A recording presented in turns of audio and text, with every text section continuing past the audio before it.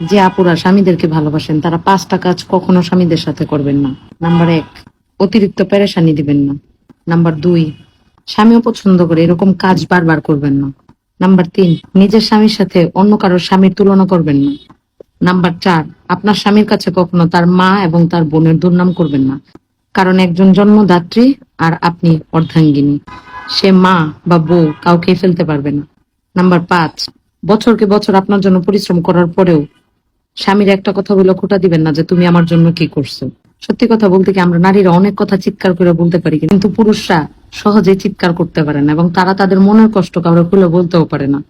আমাদের কষ্ট লাগলে আমরা পাড়া প্রতিবেশী, আত্মীয় স্বজন, ভাবি, বোন, মা যে কাউকে বলি, কিন্তু পুরুষরা কিন্তু সেটা করতে পারে না। এবং বেশিরভাগ ক্ষেত্রে আশেপাশে তাকায় দেখবেন নারীদের থেকে পুরুষদের অকাল মৃত্যু কিন্তু বেশি, মানে ইদানিং খেয়াল করতেছি।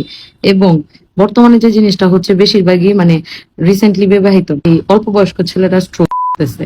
তো অতিরিক্ত প্রেসার এবং পুরুষদের মানে মনের কষ্ট, ক্ষোভ বলতে না পারার যে একটা, পুরুষদের মনের কষ্ট, ক্ষোভ, খারাপ লাগা, ভালো লাগা বলতে না পারার যে একটা মানে হতাশা, এটাও কিন্তু বর্তমানে স্ট্রোক একটা অন্যতম কারণ আমার কাছে মনে হয়।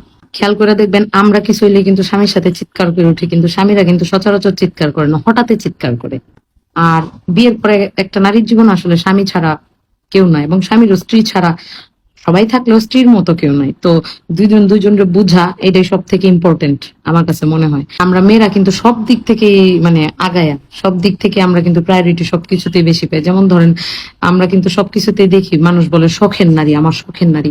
কোথাও কিন্তু কাউকে বলতে শুনি না আমার শখের পুরুষ। পুরুষ কিন্তু কারোর শখের হয় না, এরা খালি সবার টাকা কামানোর মেশিন হয়। যারে একটু টাকা কম দেয় হ্যাঁ রে গুতা লেগে যায়।